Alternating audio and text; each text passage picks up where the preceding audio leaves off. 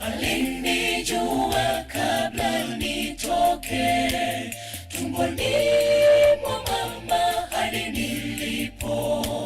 Kwa neema yake ninaishi, ameuweka mwanga kwa maisha yangu, na mkabidhi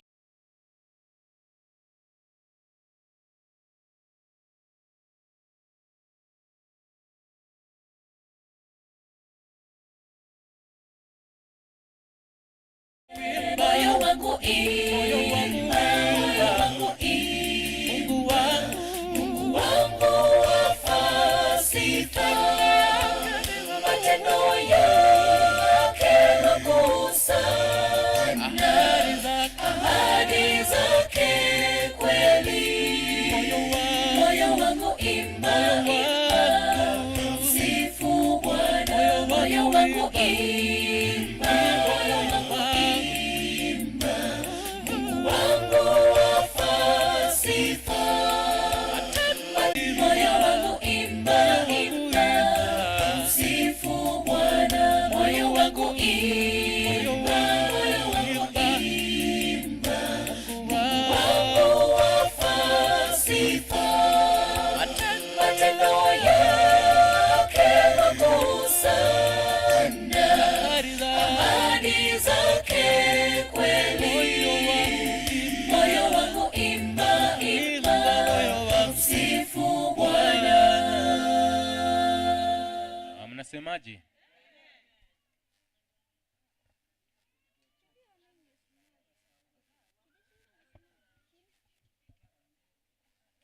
Kari youth mmeenda wapi?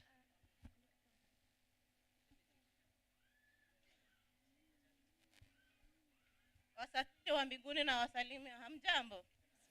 Hamjambo tena. Kwa wakati huu naenda kumkaribisha mgeni, lakini kabla sijamkaribisha naomba tusimame tuombe.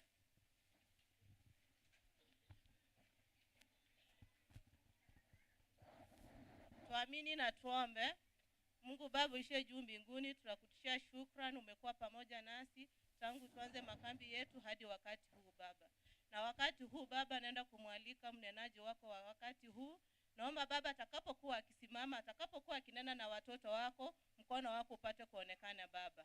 Na vipindi vingine vya siku navyo tunavikabidhi mikononi mwako Baba, ukue pamoja nasi. Tumeomba hao machache kupitia kwa jina la Yesu aliye mwamba na mwokozi wetu. Ni wangapi pamoja nami tunakaribisha Pastor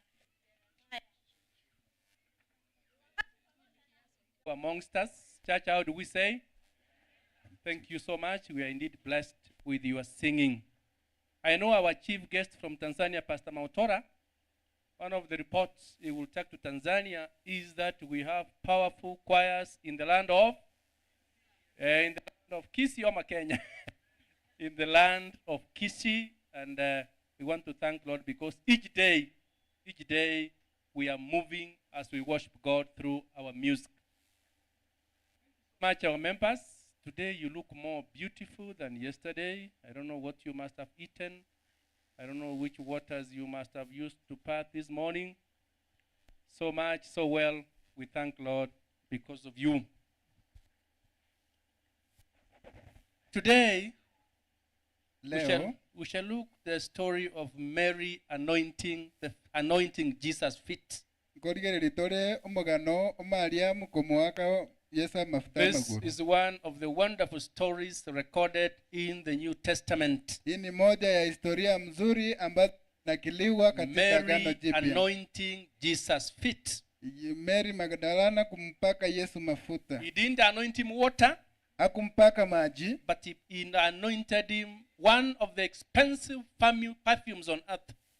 Alitumia manukato ya bei ghali katika ulimwengu. And actually this one describes how wholehearted he served his God. How much love we had for God. The story is recorded in the book of John, chapter 12, verse 1 to 8. Mary Magdalene this does this thing, of course, in the evening Mary Magdala igakorege korwe kechisa cha marogoba when Jesus was preparing to have dinner ekero Yesu arenge kubwate ndagare ya marogoba in the home of who? ase nkayabo In the home of nkayabo Simon the leper at Bethany. nkayabo Simoni Now this story explores omagano oyo nigogo tworokia how Martha ngaki Marita and Lazarus na Lazaro loved Jesus, of course. bamwanjite Yesu These three people. abantu aba batatu Now this story also happens namangana yakoba after Lazarus had been raised. ekero Lazaro konyora abukigwe That could be maybe 1 week before.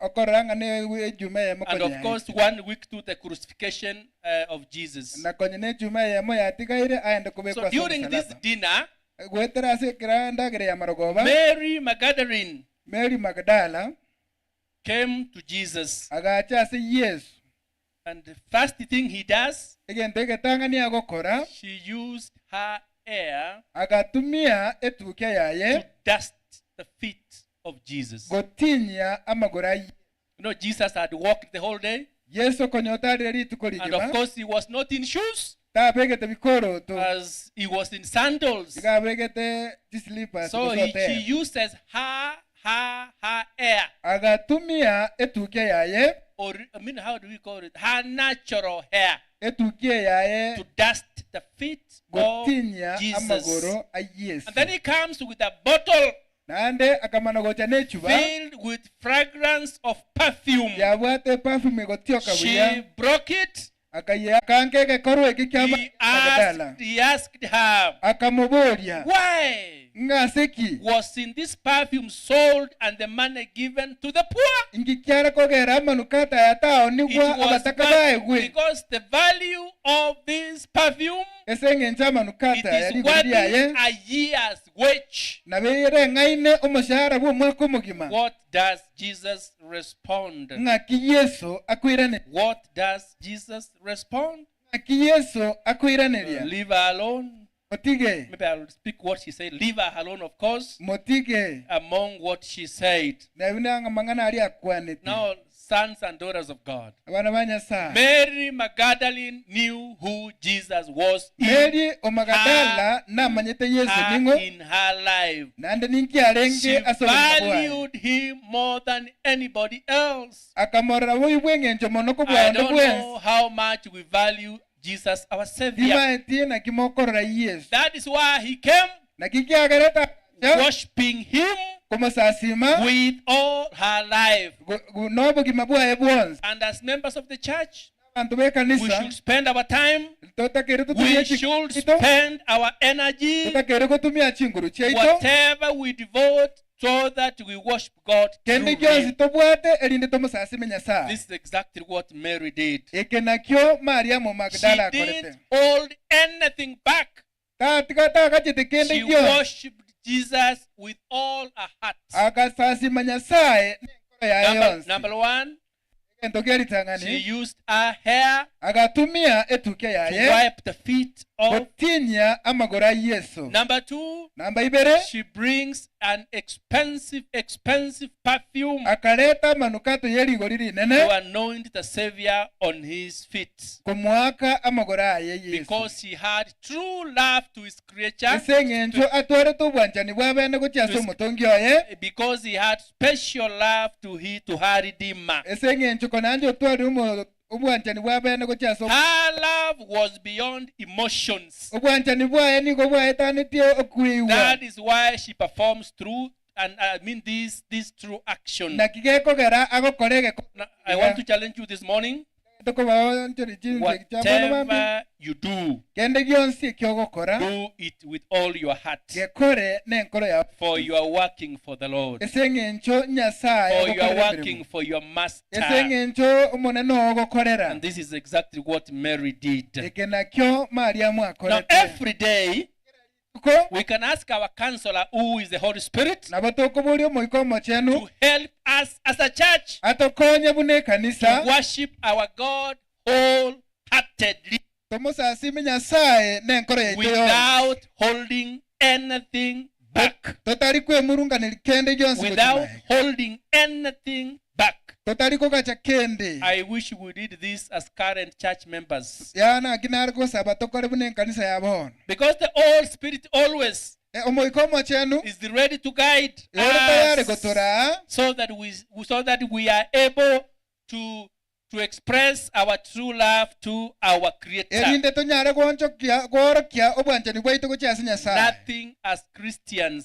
kende buna abakristo we should hold back toragache when it comes to showing our love to God, ekero tokworokia obwanchani bwaitu kuchiasi because nyasaye God Himself ekiagera did nyasaye not withhold having His begotten Son omwana oyo momoima to be a sacrifice akamurwako biking'wanso for our sins. ase eng'encho y'ebibe byaitu I don't know how much we do it time and again. timaiti ng'ang'ana kanga kitogokora rituko gochiase erinde It's unfortunate no batiembe that when we come to such a meetings to worship God, ekero tugocha kumusasima we nyasaye hold back several things. ebinto nebingi We tukugacha hold back what we treasure, ebinto biri twanchete tukubigacha so that even at the end of our collections, ekero nare twakore we gosangereria find that what we have given ekitwarure ekero is not what twasangereria we value in our lives, kari biri bitwanchete ase obogima obo but the remains ebiri bitigarete which ebitigari should be noted. goika tumanya ayo I pray that this morning tusaba emambe we yabono have this spirit of Mary Magdalene, totware omoiko y'omeri so that we magdala don't hold anything valuable in our lives. erinde ntugacha kende gyonsi kyeng'encho Mary Magdalene was able to give a whole year's wage mariamu magdala akarwa omushahara bw'omwaka omogima Jesus in just a single dinner. gochasa yesu ase emarogoba emo What Jesus did to Mary, inki yesu akorerete mariamu what Jesus did to Mary ekini yesu akorerete mariamu is exactly what He has done to us. nakyo naintwagenderete gotukorera Mary ase Magdalene atukorere. was worthy death, mariamu magdala nagawenerete ayu but Jesus rescued her. ng'a yesu namutorete We are also worthy death, naintu nototakeire but gokwa God has rescued us through lakini His yesu Son ototoririe Jesus Christ. gwetera omwana wa And yesu therefore, kristo we should hold nothing. ntotakeire kugacha kende Nothing. We should not hold anything valuable. ntotakeire kugacha kende We should bring them all unto Jesus. etotakeire koreta byonsi gochiase yesu Our camp meeting offerings, ekambi chaitu our chitokurwase camp sadaka meeting iyi offerings chikambi chaitu che sadaka yechikambi have not shown any fragrance. tiraoroki gotioka konde kuya True or false? ekemaene gosobolimo When I was talking to our elder and our pastor, ekero ari gokwana n'omulise n'omupasta we have not arrived at our target. ntora Churches have been fulfilled. totagete gwakera nyasaye mbuyamo A n'abange baikiranirie few ireria of those who have not done it, bari bande bake batarakora boigo we are yet to. nande ntori n'eribaga eri And I riokorwa want to ask our God this morning tagete kobori nyasaye that mambe we yabo go beyond our pledges, twetanie koreng'ana muna twariete eira because the love to God to us is paramount. ase eng'encho obwanchani bwa nyasaye gochase tore nigo boro obonene May we pray as we pick these envelopes and iga we tosabe start. buna tokoira chibase echiga Let's pray. tosabe Thank you, Lord, because of this special time. Indeed, you want us to worship you in spirit and truth. We can confirm your love unto each one of us. We can confirm the blessings that you have bestowed in each one of us. It has come time to give. Lord, we pray that you give us the spirit of Mary Magdalene, who gave all that she had till one of your disciples complained about it. Lord, we pray that you touch each one of us. Touch every woman in this congregation. Touch every man. Touch every child. That we truly give just as Mary Magdalene did. Your sons and daughters shall pick offerings, shall pick love to the church. buna To tokorokia God. obwanchani bwaitu gochase nyasaye Our deacons are available. badikoni Some of us can even stand up. bande gororoka Just stand up for your feet, by your feet. gororoka ase amagoro ago Don't even wait for our deacons and the deaconesses to ganyaba diko naba diko nasi ba orakabu Pick an envelope. ira ebasha Put kuruga your good offering inside. veka esadaka yawe Something you value most. ekende geri bwanjete mono Something you value most. bintu biri bwanjete mono Just like Mary Magdalene did. kuna Mariamu Magdala akorete Let's start by giving of envelopes first. kara ena nachi bashe jiritangani And please pick an envelope. Child, our youth, members of the church, abantu bonse abashiriki kilo mutatu are basha with great joy like Mary Magdalene did. nomogoko monene buna Mariamu Magdala akorete Show your love to your God orokia obwanjani bwawe kyasinya sa by truly giving. go teraso korwa Thank you because you are doing it. mbuyamone singe njomugenderete Give gokorabo those envelopes to anybody.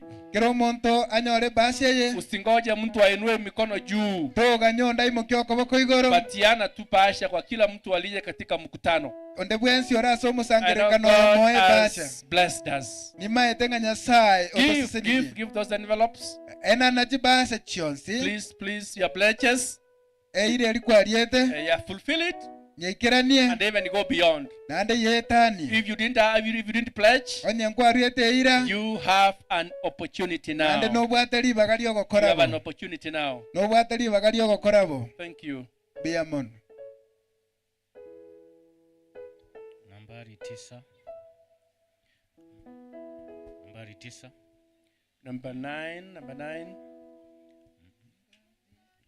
Mbaji mfalme vitu vyote vyako tuimbe.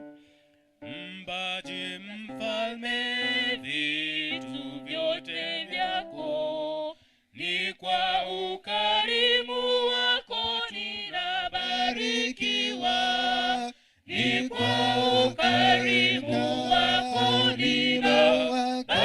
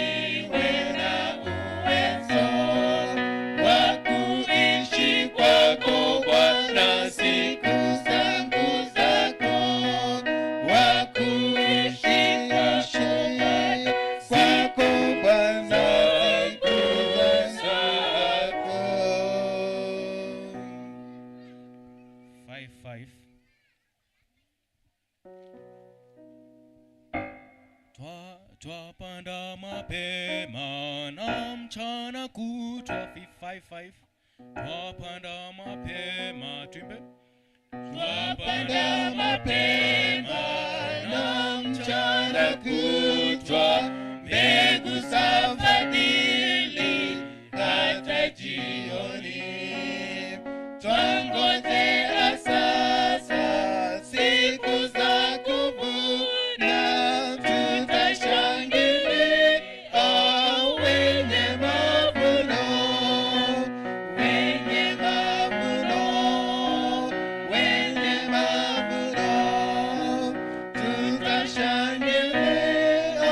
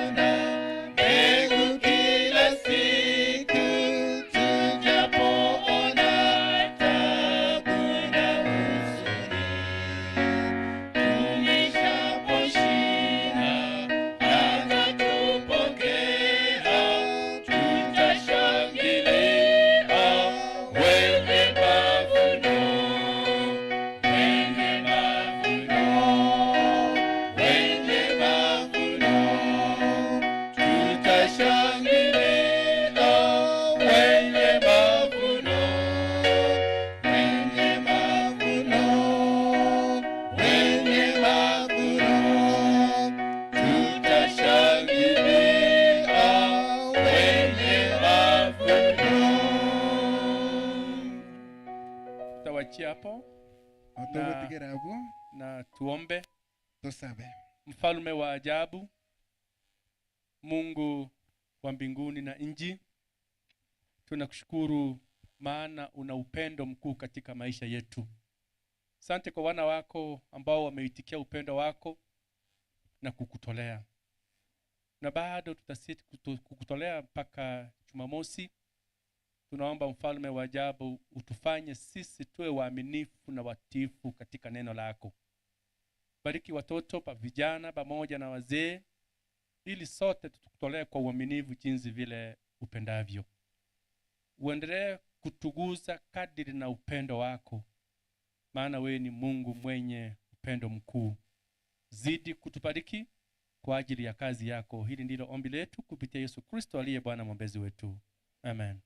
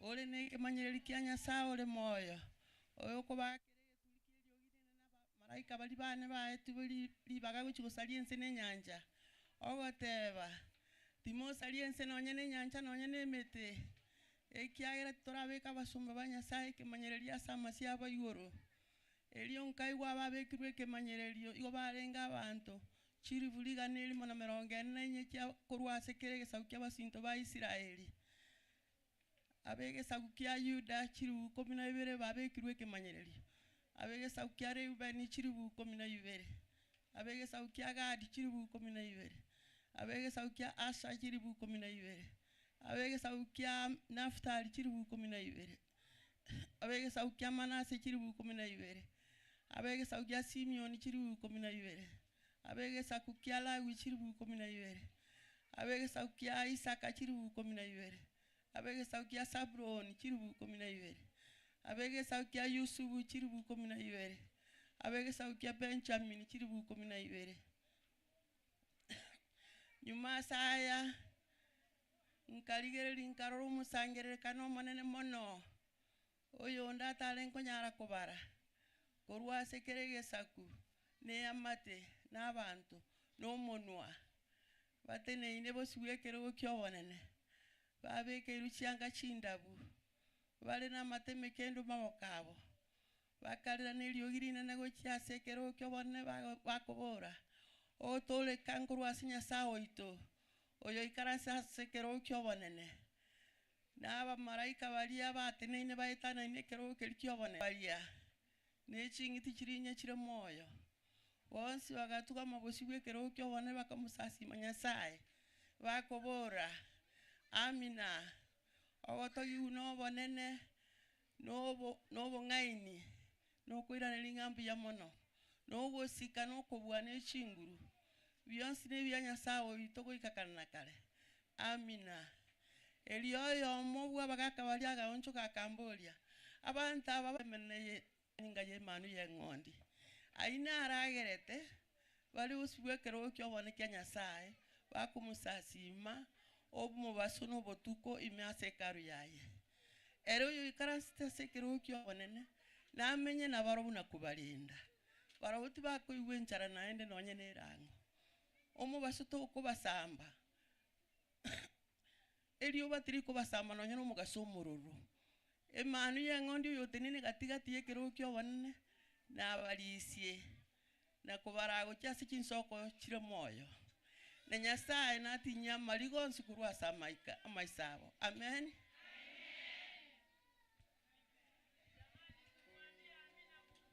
Unamwambiaje? Kuna kelele. Tafadhali nyinyi watoto.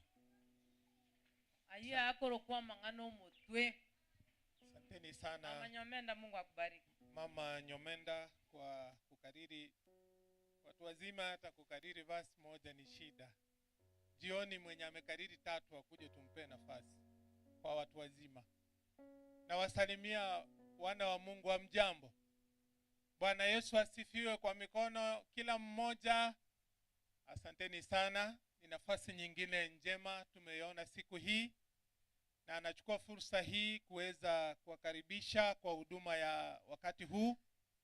Sasa anamleta atakaye soma verse ni Elder William Kinari awasalimie. Amjambo wana wa Mungu. Asanteni sana. Sasa niliyefanya introduction hiyo ni Elder Ibrahim Nyachae, nimewasalimia. Nachukua nafasi hii nimlete Elder asome verse, alafu pastor atamkaribisha mnenaji baada ya kwaya ya Redemption kuweza kuimba. Kwa hivyo waendelee kujitayarisha na mkanda wao pande huu. Naomba tufungue Biblia zetu tuweze kusoma kutoka Psalms 23 alafu na lile fungu letu la makambi. Nitasoma kwa lugha ya Kiingereza na wewe utasoma kutoka kwa nakala ulio nayo. Tusome pamoja. The Lord is my shepherd. That is Psalms 23 verse 1 mpaka ishe. The Lord is my shepherd, I shall not want. He makes me to lie down in green pastures. He leads me beside the still waters. He restores my soul. He leads me in the paths of righteousness for his name's sake. Yeah, though I walk through the valley of the shadow of death, I will fear no evil. For you are with me, your rod and your staff, they comfort all the world as a witness to all the nations, and then the end will come. May God bless the reading.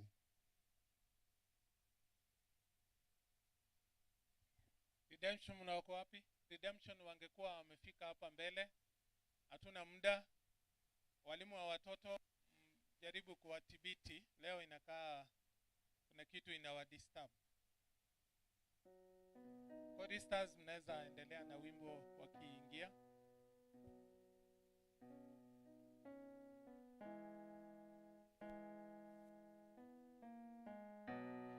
Number 100 theme song.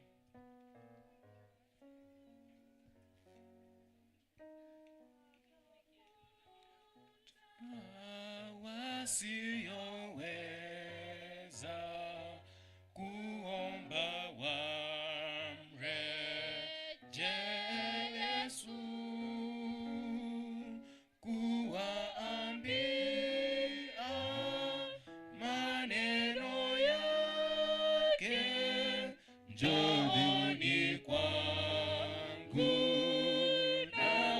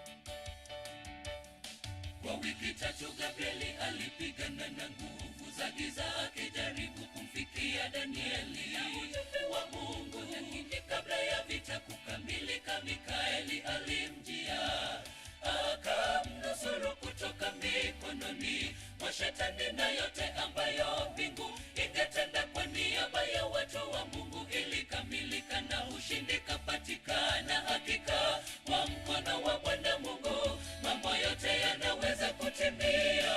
Kwa wiki tatu Gabrieli alipigana na nguvu za giza akijaribu kumfikia Danieli na ujumbe wa Mungu, lakini kabla ya vita kukamilika Mikaeli alimjia akamnusuru kutoka mikononi mwa shetani na yote ambayo mbingu ingetenda kwa niaba ya watu wa Mungu ilikamilika na ushindi kapatikana. Hakika kwa mkono wa Bwana Mungu mambo yote yanaweza kutimia. Nitamsubiri Bwana aje kwangu aninusuru, maana yeye pekee ndiye aliye na uwezo wa kumchukua ibilisi matekani.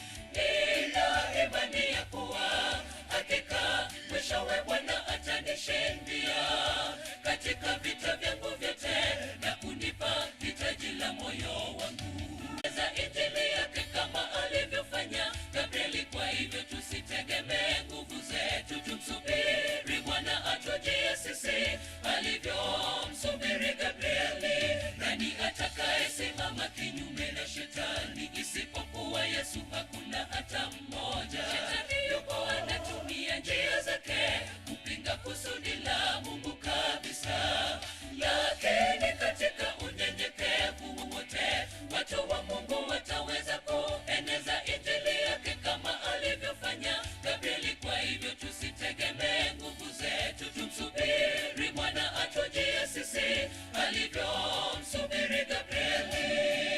Nitamsubiri Bwana aje kwangu aninusuru, maana yeye pekee ndiye aliye na uwezo wa kumchukua ibilisi matekani. Nina imani ya kuwa hakika mwishowe Bwana atanishindia katika vita vyangu vyote na kunipa hitaji la moyo wangu. Nitamsubiri Bwana aje kwangu aninusuru, maana yeye pekee ndiye aliye na uwezo wa kumchukua ibilisi matekani. Nina imani ya kuwa hakika katika vita vyangu vyote na kunipa hitaji la moyo wangu. Nitamsubiri Bwana aje kwangu aninusuru, maana yeye pekee ndiye aliye na uwezo wa kumchukua ibilisi matekani. Nina imani ya kuwa hakika mwisho vyote na kunipa hitaji la moyo wangu. Nitamsubiri Bwana aje kwangu aninusuru, maana yeye pekee ndiye aliye na uwezo wa kumchukua ibilisi matekani. Nina imani ya kuwa hakika mwishowe Bwana atanishindia katika vita vyangu vyote na kunipa hitaji la moyo wangu.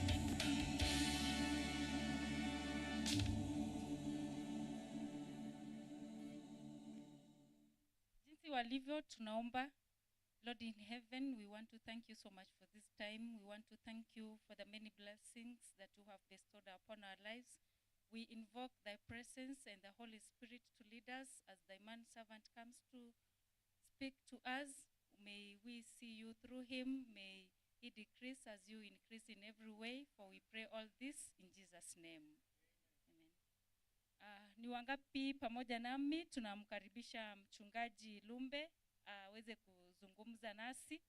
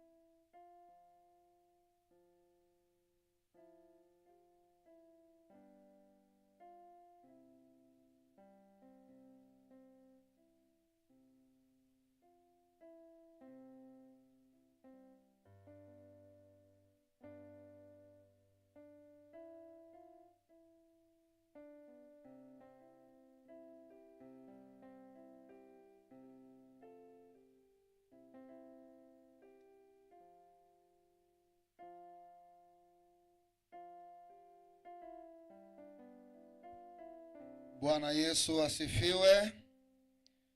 Bwana Yesu asifiwe. Ninapenda kumshukuru Mwenyezi Mungu kwa nafasi aliyotupatia mchana wa leo. Napenda kushukuru wachungaji wenzangu, mchungaji wa mtaa Pastor Ramek wa Jogoo na wachungaji wote pamoja na mama yetu tunaoendelea kufanya hii kazi ya Mungu kama timu. Nishukuru Vuna Media pamoja na mafundi mitambo wanaofanya kazi ili kuhakikisha tunakuwa sawasawa. Nishukuru mwinjilisti meza ya vitabu. Nishukuru Mr. and Mrs. Freddy pale tunapolala na wapishi wote. Nishukuru washiriki ambao mnachanga pesa kuhakikisha ninakula. Jana nimepima kilo pale. Nilikuja na kilo kadhaa nikajikuta zimeongezeka 3. Walioshuhudia kati napima niliondoka haraka pale. Nipoziona hata sikutaka discussion. Na nishukuru kama kunenepa nimenenepea kambi hili. Unajua mimi ni mkweli. Mimi niko kabila la Wajita. Kabila la Wajita liko. Kwa hiyo basi ninafurahi kuona wanakwaya rafiki zetu wa Redemption. Nimemwambia Mungu ili kambi lisiwe la kawaida, na ninatoa tangazo tena kwa kamati ya kwaya ya kambi. Nanyi pia nawashukuru na mwenyekiti wenu.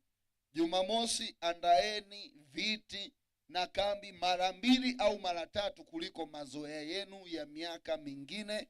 Maana nakuja tu wiki moja hapa ya kutembelea nyumba za washiriki, kutembelea afu naondoka. Lakini kwa sasa tu muamini, kama unatamani mkono wangu njoo unishike. Na naona mna jitihada za kushika mikono hapa. Mtu mmoja alikuja kunisalimu, nikamfanyia hivi akasema, "Ha, mbona unishiki mkono? Ha, unanipungia mkono?" Mwingine nilimshika nikamshika bahati mbaya vidole vya mbele huko.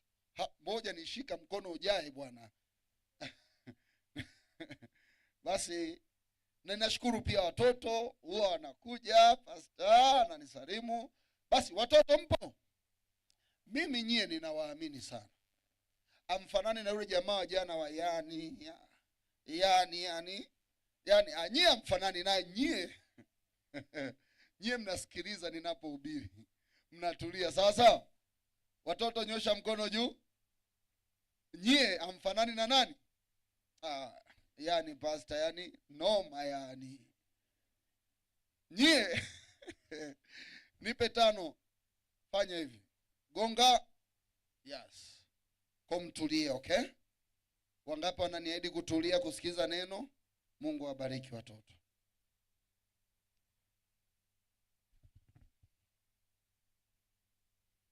Mtu mwingine akaniambia, "Mchungaji, hivi hujaoa? Hauna watoto, mbona hatusikii salamu? Hatusikii ukiongelea mke wako?"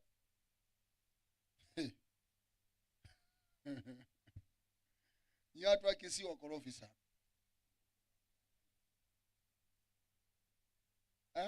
Au mlitaka mnipe mchumba?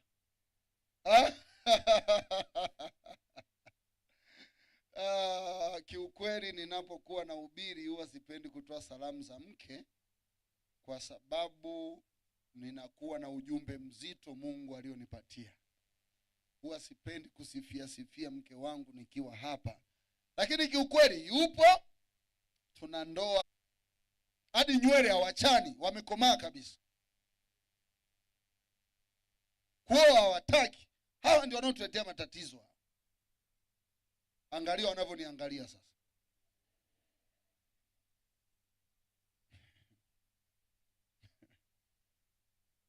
Kwa nina watoto 3. Mtoto wa kwanza ni wa kike, yuko darasa la 6, anaitwa Precious Promise. Precious Promise. Wa pili ni wa kiume, Baada ya mke wangu kufika miezi 9, mwezi wa 10, mwezi wa 11 mtoto atoki tumboni, na mke wangu alipopimwa nikiwa kwenye effort akaonekana mtoto yule amekufa tumboni. Mimi nikasema sirudi nyumbani, Mungu ninataka nikirudi nimkute mtoto. Asubuhi tena walipopima wakakuta mtoto ni mzima, na yule mtoto akazaliwa, nikamuita prophetic genetic.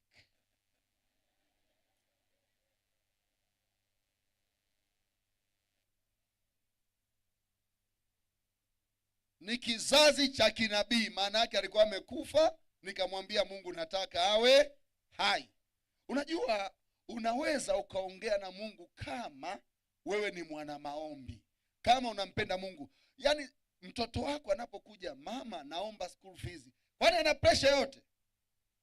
Hata wewe unatakiwa umwambie Mungu, ninataka nikirudi nikute mke na mtoto, nisipokuta wewe sio Mungu. Ila usifanye hivyo kama una imani. Nikamuita prophetic genetic. Nikikumbuka mwisho nitawasimulia vizuri hiki kisa na jinsi ilivyokuwa. Watatu wa kiume anaitwa priesthood privilege.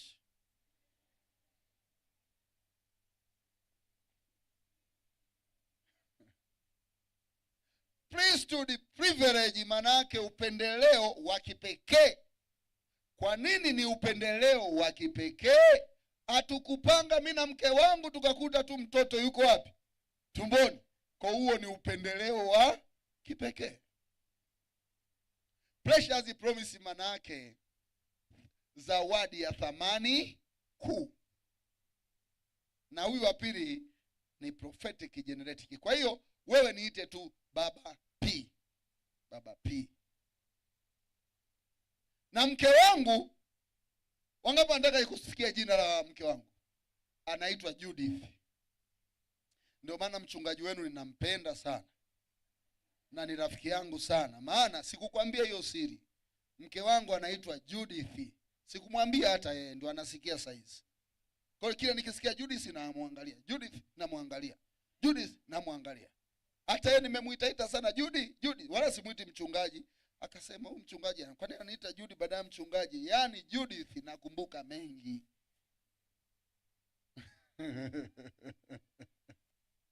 Bwana asifiwe. Amen. Basi hayo yalikuwa ni mazungumzo kabla ya mahubiri. Sasa tusimame. Sasa tusimame.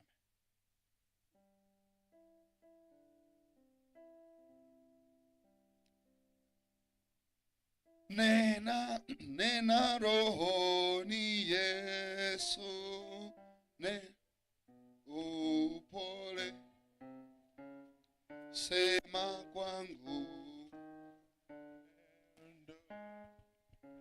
Mbona huku watu hawaimbe? Hebu tuanze upya. Mbona watu hawaimbe, wanaimba tu na kwaya? 1 2 3 twende. Nena rohoni Yesu, nena kwa upole, sema kwangu kwa pendo, uachi upweke, fungua moyo wangu, nisikie mara, jaza roho na sifa zako Bwana, kila siku unene vile kwa upole, nongoneza kwa pole, upole wa pendo, daima utashinda, uhuruni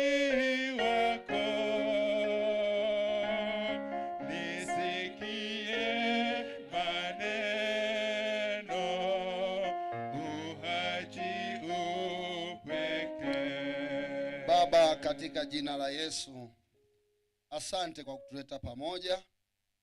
Endelea kuwa pamoja nasi katika jina Yesu Kristo. Amen.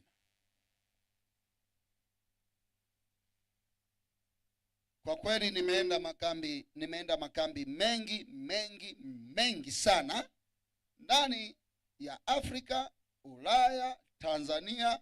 Nataka niwaambie, kama nilivyowaambia kabila langu ni wa kweli, nimewapenda kuliko makambi yote. Mimi huwa sio mnafiki. Ni kama sijawapenda siongei. Bwana wabariki. Mkiniita tena atakuja, ila isiwe mwakani. Mungu awabariki. Bwana, Zaburi 23. Bwana ndiye mchungaji wangu. Hebu tusome wote kwa pamoja. 1 2 3.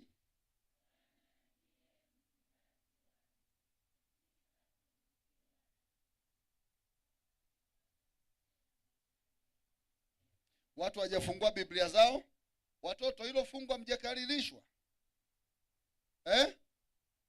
Aya, tuanze wote watoto, muwashinde wazazi kabisa.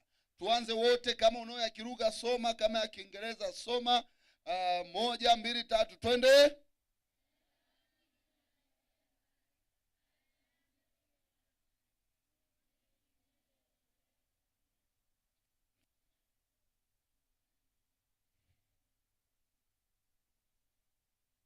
Oho. Haya, tusome. 1 2 3 twende. Bwana ndiye mchungaji wangu, sitapungukiwa na kitu. Katika malisho ya majani mabichi hunilaza, kando ya maji ya utulivu huniongoza. Huniuisha nafsi yangu na kuniongoza katika njia za haki kwa ajili ya jina lake. Naam, nijapopita katika bonde la uvuli wa mauti, sitaogopa mabaya, kwa maana wewe upo pamoja nami. Gongo lako na fimbo yako vyanifariji. Waandaa meza mbele yangu machoni pa watesi wangu. Umenipaka mafuta kichwani pangu, na kikombe changu kinafurika. Funga Biblia yako. Watoto, watu tulipatana, msipige kelele. Tulieni.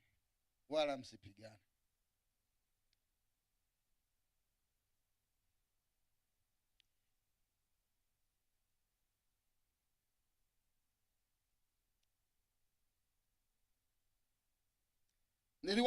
Niliwaambia ya kwamba unaposoma kwenye Biblia ukaona neno aidha mti, aidha mdudu, aidha mnyama, tia break, chunguza.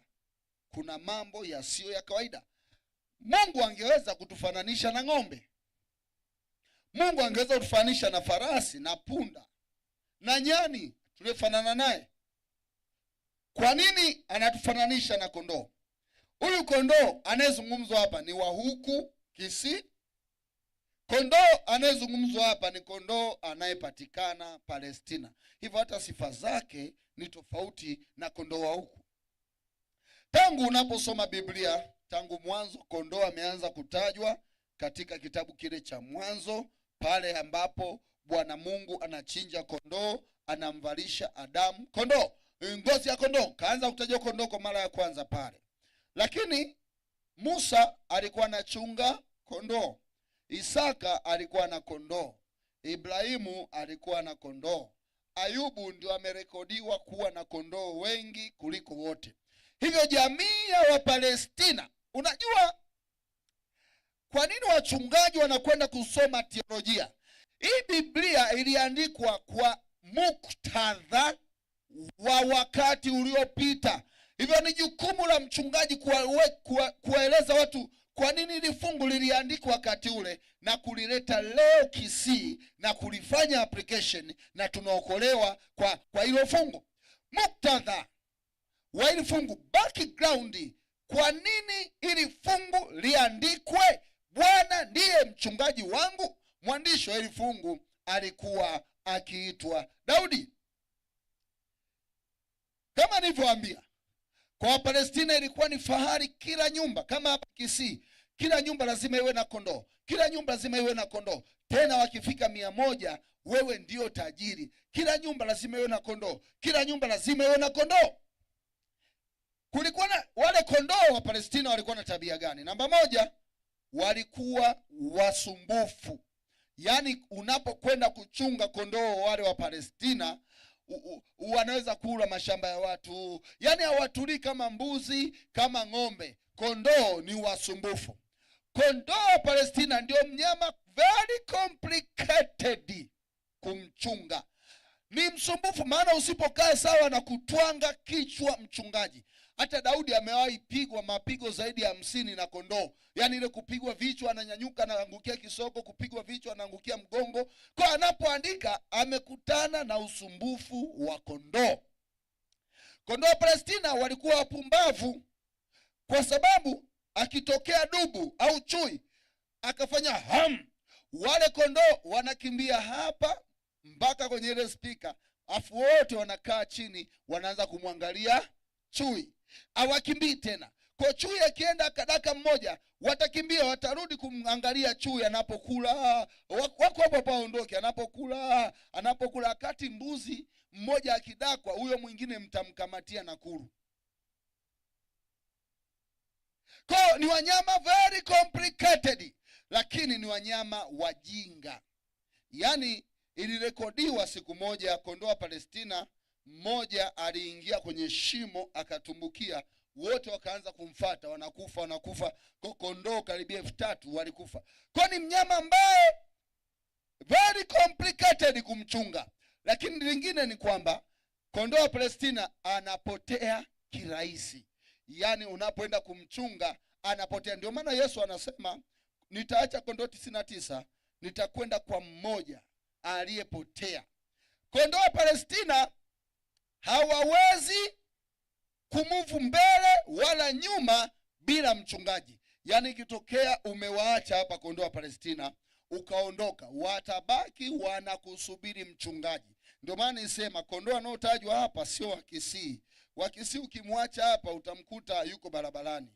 Wale ukimwacha hapa anakusubiri hapa hapa. Akija mtu ambaye sio mchungaji wao, hata kokote hawaendi. Hata akiambia njoni hawaendi. Kondoo wa Palestina, kila kondoo alipewa jina. Ndio maana pahala fulani Yesu anasema saa itafika kondoo watasikia sauti ya mchungaji wao. Na anasema hawatasikia sauti za wengine, maana ni wevi na wanyang'anyi. Kwa kondoo wa Palestina walikuwa na hizo sifa. Sasa sifa ya mchungaji wa kondoo Palestina ilikuwa ni ipi? Namba moja, lazima awe kijana miaka 16 mpaka 23. Huyo ndiye alikuwa mchungaji wa kondoo Palestina, miaka 16 mpaka 23. Ukishafika miaka 23, wewe umequalify, hauhitaji kuchunga kondoo. Wewe unatakiwa uingie kwenye askari wa jeshi la mfalme na kadhalika. Sifa za mchungaji. Mchungaji wa kondoo Palestina alihitajika awe na uwezo mzuri wa kuona, uwezo mzuri wa kunusa. Maana adui wa kondoo kule Palestina alikuwa ni mbwa mwitu, dubu, mbweha. Kwa awe na uwezo wa kusense, smell kwamba dubu anakuja na kuwaepusha kondoo. Mchungaji wa Palestina alikuwa awe na uwezo mkubwa wa shabaha. Mchungaji wa Palestina alikuwa anatakiwa awe tayari kufa kwa ajili ya kondoo. Huyu mchungaji wa Palestina alivaa Tanzania unaita rubega, lile shuka unaofunga linapita huku kwa hapa, linakaa hivi. Shuka jeupe lakini lenye rangi ya udongo. Hapa kiunoni mchungaji wa kondoo wa Palestina alifunga mkanda wa ngamia uliokuwa na urefu upana wa inchi 1. Lakini kwenye mkanda hapa kulia mchungaji wa Palestina aliweka mafuta ya mzeituni. Ndio maana kule mbele tutakutana fungu inasema wanipaka mafuta kichwani pangu. Ni kazi haya mafuta, kazi yake tutaiona kule mbele. Alafu hapa aliweka maji lita 3 pamoja na mkate vinaning'inia hapa.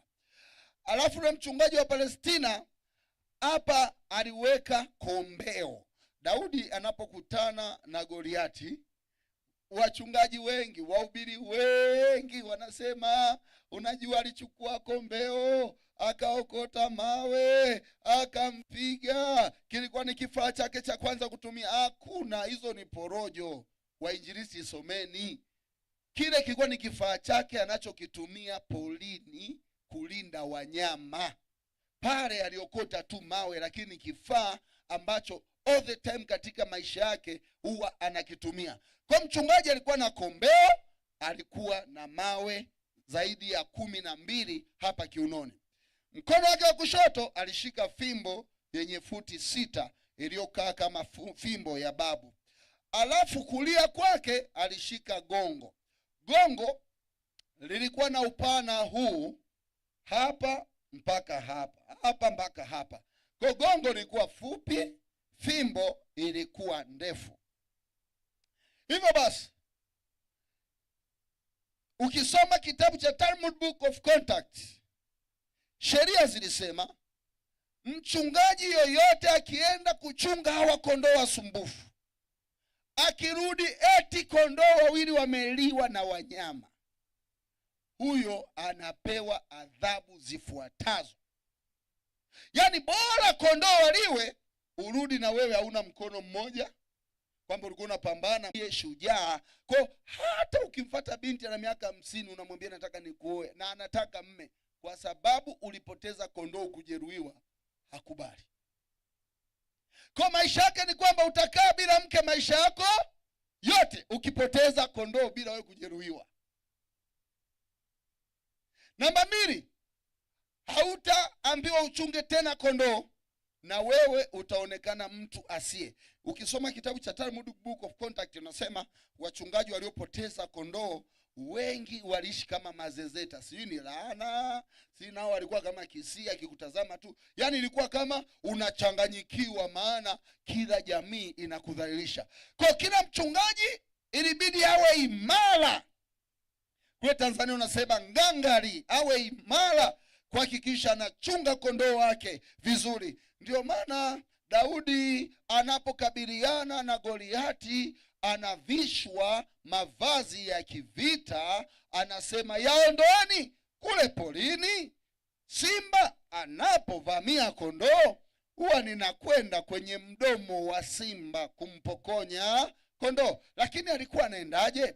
Simba alikuwa akinyang'anya kondoo, anachukua lile kombeo 1, 2, 3, anampiga simba hapa. Kwa ile alipompiga Goliati hapa, yalikuwa ni mazoea ya kulenga hilo jiwe kwa simba. Mara nyingi tu alishaua simba zaidi ya 200. Kwa hiyo ndio maana siku ile target wala haikumsumbua. Na wengine wasema unajua alikuwa hajawahi kurusha kombeo. Roho Mtakatifu wewe sikiliza, huwezi kuacha kuimba alafu ukasema Mungu nisaidie niimbe sana. Mazoezi utaki, alafu unasema Mungu nisaidie. Mchungaji usomi Biblia, uombi alafu unasema nisaidie nihubiri. Utaki kusoma alafu unasema nisaidie nifaulu mitihani. Hapana.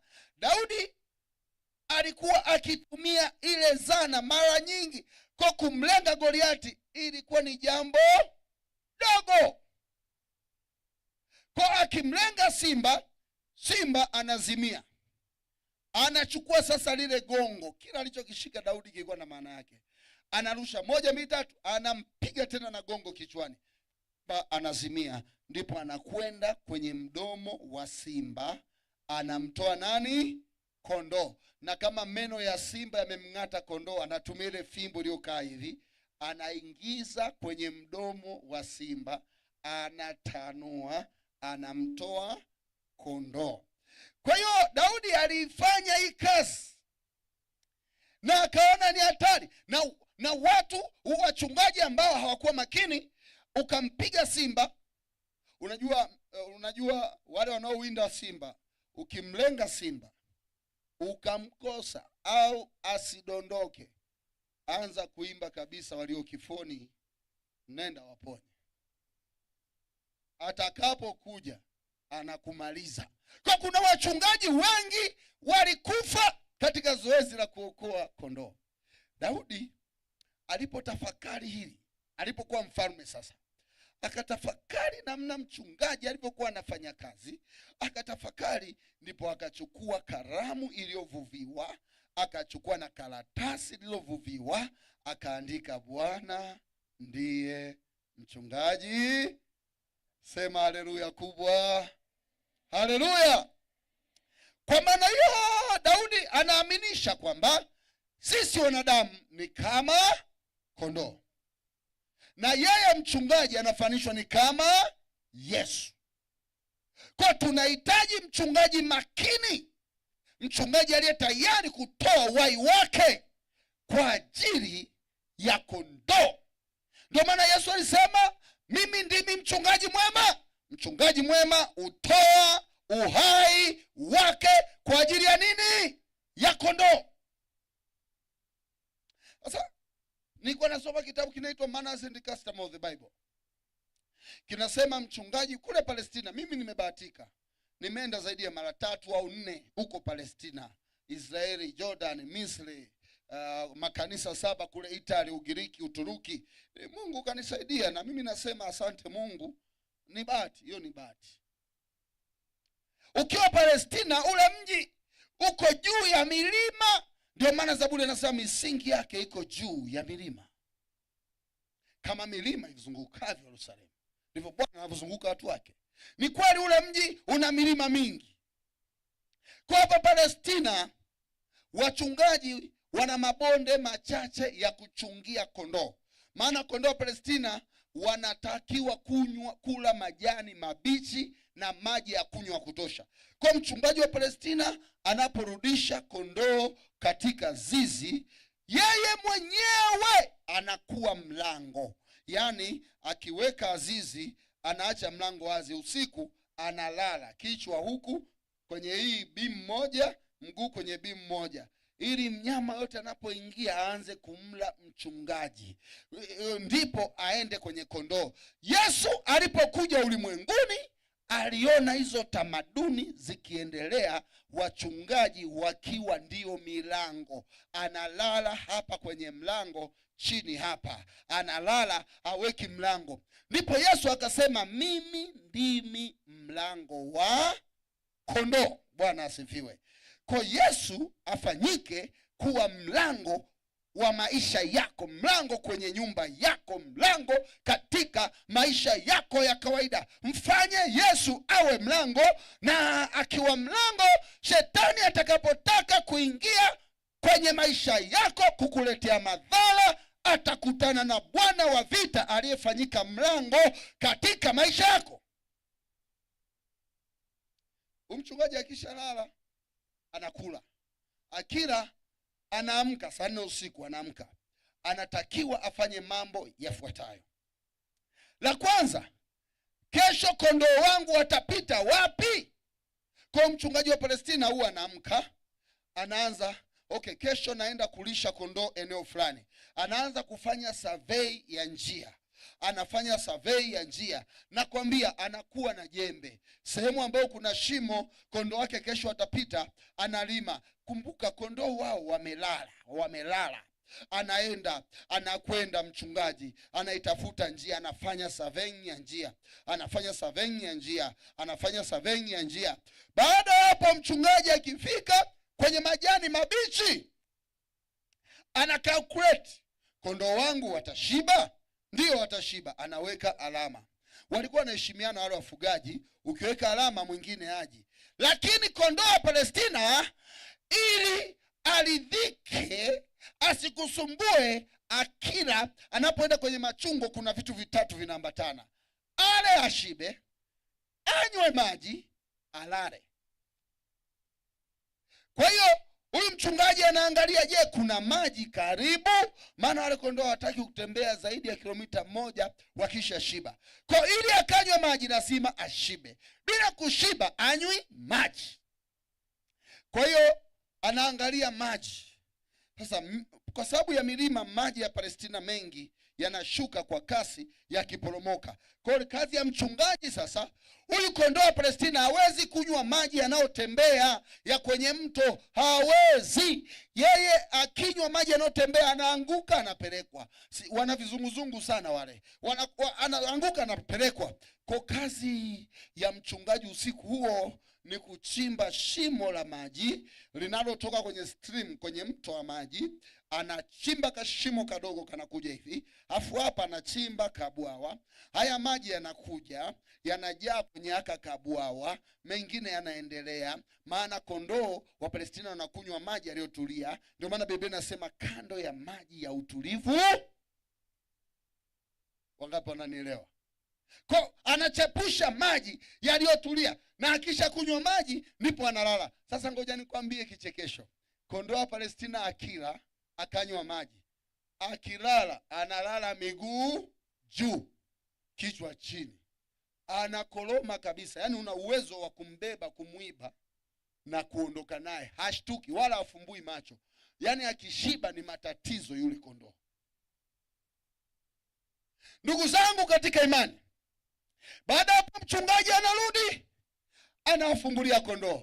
Kondoo wote wa Palestina wana majina. Mchungaji amewapa majina na kila mmoja anajua jina lake, anajua jina lake. Ndio maana anasema mwizi na mnyang'anyi wakija wakaita kondoo hata sikia, maana sio mchungaji wake. Sasa wakisha funguliwa geti, anaanza mmoja wa pili, moja mbili, wanatembea wawili ni mpea, wanatembea wawili ni mpea. Wewe baadaye tafuta gogo, utaona kwenye YouTube, andika kondoo Palestina, utaona wawili wawili, wawili wawili, wawili wawili. Lakini maajabu niliyoyaona, mchungaji akai nyuma, anakaa mbele, maana ndiye anayejua njia.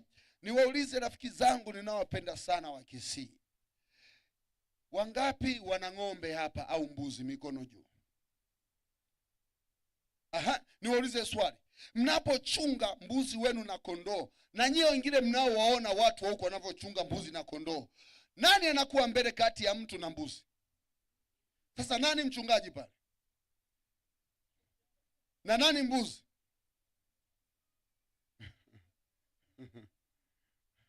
Ndio maana wanakula mazao ya watu, maana wewe ndio umegeuka mbuzi na mbuzi kageuka kwa nani? Mchungaji.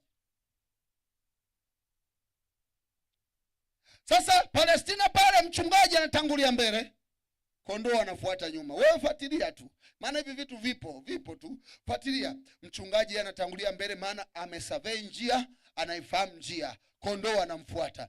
Ndugu zangu katika imani, Bwana Yesu ndiye mchungaji wetu. Mruhusu atangulie mbele kwenye njia yako, mruhusu akutangulie katika njia yoyote. Unapokwenda sokoni, ruhusu atangulie. Unapoingia ndani ya gari, ruhusu atangulie.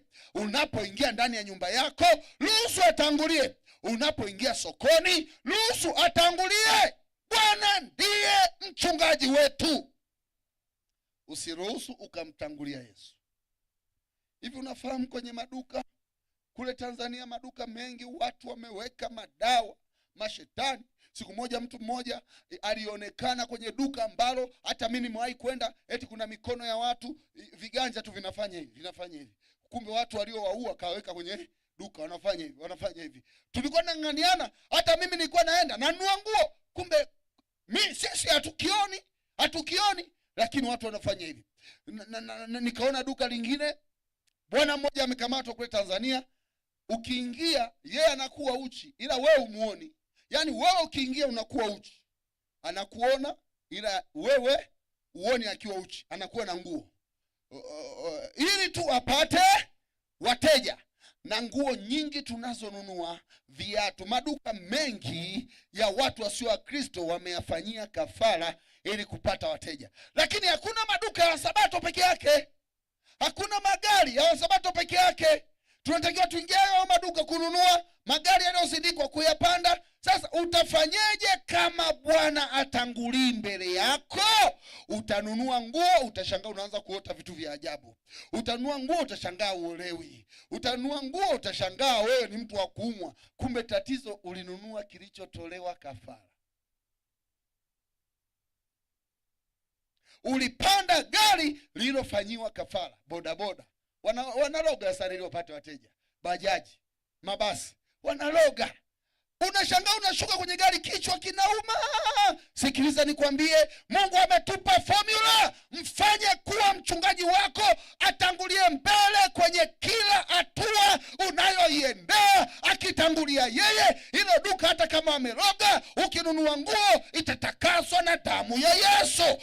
Ukinunua kiatu kitakuwa kimetakaswa na damu ya Yesu. Ukipanda kwenye gari litakuwa limetakaswa na damu ya Yesu. Bwana ndiye mchungaji.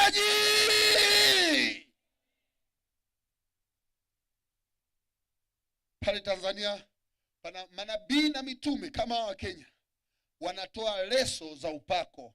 Si upako eti leso zenye upako. Watu wananunua. Mama mmoja tukaona tunapanda daladala, anafanya hivi. Katika jina Yesu. Katika jina Yesu. Katika jina Yesu. Katika jina Yesu. Tukaingia, akagusa kiti changu. Ngoja na wewe kitakase hicho kiti katika jina Yesu. Haya kaa. Hivi kati ya leso na Yesu nani mkubwa? Watu wengine wanapewa mafuta ya upako, anapaka ili awe salama. Yesu anasema hapana, wewe tu niambie niwe mchungaji wako, nitatangulia mbele, hakutakuwa na sababu. Pale Tanzania mama alipiga mtoto hadi akaua kwa sababu alikwenda kwa nabii akauziwa sabuni. Eti akioga ndio anatakaswa dhambi, akioga anapata security. Sasa yule mtoto akaitumbukiza chooni. Mama akasema kwa nini umemtumbukiza Mungu wangu chooni? Akaua mtoto. Sikiliza nikwambie, hawa mitume na manabii hawa wanaoibia watu hawa waache mara moja. Sisi tuna Yesu peke yake ndio mchungaji wetu, wala sio nabii wala sio mtume, peke yake, maana anaijua njia. Ngoja niongee jambo moja litakalowashangaza wengi, kuprove ya kwamba Bwana ni mchungaji wetu. Baba ana uwezo, watu wazima mtanielewa, ana uwezo wa kuzaa watoto 1,300,000 kwa wakati huu. Someni biology. Lakini anatukwamisha tusizae watoto 1,300,000 ni mama, maana yeye ana uwezo wa kudaka mtoto huyu. Sana sana wangapi wanaitwa mapacha? Wachache wanakuwa 3, 4. Kwa mama angekuwa na tumbo kubwa kama Kisii, angekuwa anashika mimba watoto 50,000. Maana baba yeye ana huo uwezo. Sasa angalia competition, watu wa Mungu, angalia hii competition. Baba alipokutana na mama, watoto 1,300,000 wakawa wanang'ang'ania kuingia kwenye yai la mama. Ukiwepo na wewe hapo, yani wewe uliyenitazama hapa, ulikuwa miongoni mwa wale 1,300,000. Unajua kuna watu wanalialia, mimi nina shida. Nataka nikwambie, hakuna aliyezaliwa kwa bahati mbaya. Hakuna aliyezaliwa kwa bahati mbaya. Hacha kulialia, wewe ni mshindi. Sa wewe kati ya 1,300,000 pale Mungu akasema udakwe wewe unayenitazama. Wenzako wote 1,300,000 wakafia wapi? Tumboni. Ukadakwa wewe. Mama, hata yule rafiki yangu alidakwa yeye. Wengine wote walifia tumboni. Ukadakwa peke yako. Ulipodakwa wengine wote wakasema bwana, umetuzidi mbio. Maana kiukweli anayedakwa ni aliyekimbia sana. Sasa wewe ukiwa hauna kichwa, hauna mikono, hauna miguu, hauna macho, uliwashinda wenzako tumboni. Mbona leo una miguu na macho na akili, unashindwa na maisha, unashindwa na dhambi? Wewe ni mshindi, kimbia. Ukadakwa. Na ulipodakwa Mungu alikuwa analifuatilia hilo, kwamba anakudaka ili ukafanikiwe. Ndugu zangu, nataka nikwambie, ulipodakwa tumboni, Mungu alijua atatangulia katika maisha yako. Wewe ni kondoo wake. Nataka nikwambie, ulizaliwa kwa namna isiyo ya kawaida. Ngoja niende mbali kidogo.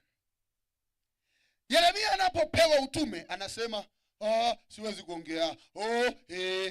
Mungu anasema, we shut up. Kabla mimba yako haijatungwa na alikujua. Hapa nazungumza kabla mama yako hajamchumbia baba yako. Mimi ndio nisababisha mama yako amkubali baba yako ili uzaliwe. Mama yako angemkataa baba yako usingezaliwa. Na nyinyi nataka niwaambie, mwashukuru sana mama zenu nyinyi hapa. Wangewakataa baba zenu, msingetokea milele. Narudia tena, mama zenu wangewakataa baba zenu, msingetokea milele. Kwa hata mama yako kumkubali baba yako, Mungu aliongoza. Na hapa vijana nataka mnielewe vizuri. Uchumba ni Mungu anaongoza, sio mwanadamu.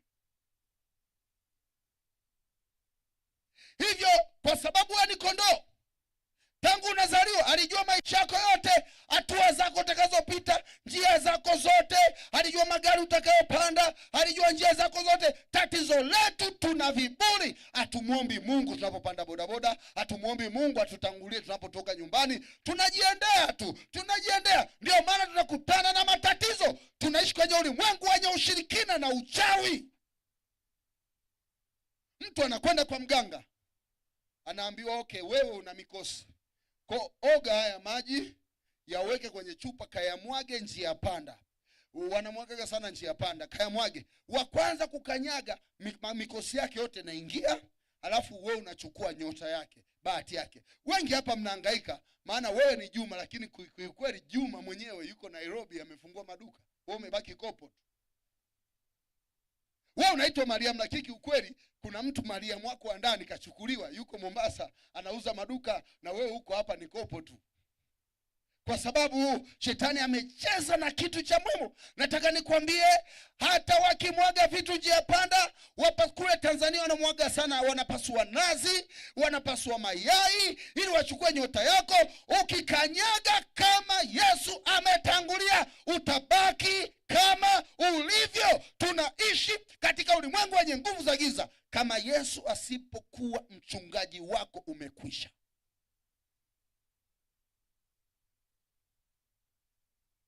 Watu ambaye ukiona ujauzito akiangalia tu hivi mtoto anakufa. Wanadamu wenzetu. Watu ambao ukioa anakuangalia tu hivi unakosa nguvu za kiume. Watu ambao wanasababisha matatizo makubwa. Ruhusu Yesu awe mchungaji wako, atangulie mbele. Mwambie Bwana, katika safari zangu tangulia mbele. Hata mimi, hata ninapotoka pale nyumbani kuja hapa, namwambia Yesu, naingia kwenye gari, huu mbali mfupi, tangulia mbele. Usiache kumwambia Yesu atangulie mbele. Ni hatari. Nampenda Yesu katika hili fungu, anashughulika na basic human needs. Anaangalia chakula cha kondoo, anaangalia maji ya kondoo, anaangalia kulala kwa kondoo. Nataka nikwambie, hata chakula chako ni Yesu anayekupatia. Hata mavazi yako ni Yesu anayekupatia. Hata maji yako ya kunywa ni Yesu anayekupatia. Mtoto mmoja pale Dar es Salaam alikuwa anakula karanga. Akala eti karanga ikapotea njia, ikaingia kwenye njia ya pua huku ndani. Mimi hata nilikuwa sijui. Yule mtoto akafariki. Nikasema kumbe mimi nakula na watoto wangu, kumbe kuna kitu ukikosea tu punje ya mchere ikapotea njia unakufa. Nyinyi mmekula, hamjawahi patwa na hayo matatizo. Ni kwa ujanja wenu nyie? Hebu mnijibu, ni kwa ujanja wenu? Nyie kwa nini michere na mahindi haikosei njia? Kwa sababu Bwana ametangulia mbele. Mruhusu Yesu atangulie mbele kwenye kila jambo lako. Anasema uniisha nafsi yangu kwa ajili ya njia zake. Kuisha manake kufufua. Wakati fulani kondoo wanapokuwa safarini wanaanguka kwa sababu ya ugumu wa njia. Safarini, wanapokuwa safarini wanalala kwa sababu ya ugumu wa njia. Wanapokuwa safarini wanaelemewa. Ni kazi ya mchungaji kuchukua ile fimbo na kuwanyanyua, na kuwanyanyua, na kuwanyanyua wale kondoo, na kuwanyanyua wale kondoo, na kuwamwagia yale mafuta kichwani ili wapate nguvu. Ndio maana nasema nipaka mafuta kichwani pangu, na wale kondoo wanauishwa tena, wanapata nguvu tena. Safari yetu ya kwenda mbinguni, watu wa Mungu, ni ngumu. Kuna wakati wengine watakata tamaa kwa sababu mume kakimbia, mke kakimbia. Watakata tamaa kwa sababu wanaumwa. Watakata tamaa kwa sababu there's no employment. watakata tamaa kwa sababu renti hakuna, wachumba hawapo, utakata tamaa. Nataka nikwambie, ukiwa na Yesu atakunyanyua tena, atakuuisha tena, utaanza safari. Mchana wa leo Mungu awanyanyue wote waliokata tamaa, wale wanaolia machozi, njia imekuwa ngumu. Kila mmoja ana machozi yake hapa, kila mmoja ana machozi yake. Mungu akawanyanyue tena. Anasema, nami nijapopita katika bonde la uvuli wa mauti, sitaogopa mabaya, gongo lako na fimbo yako vyani fariji. Kuna eneo lilikuwa linaitwa bonde la uvuli wa mauti. Hili eneo lilikuwa ni bonde moja kubwa sana, na kondoo wote wa Palestina lazima wapite hapo kwenda kwenye machungo. Huku kulikuwa na mlima, kwa kondoo wakiteleza wakaingia kule bondeni, wanakutana na simba, kwanza wanakufa. Lakini pia ile eneo lililokuwa na hili bonde palikuwa ndio simba, dubu wanapofanya ambushi, wanatisha kondoo, kondoo wanaanguka.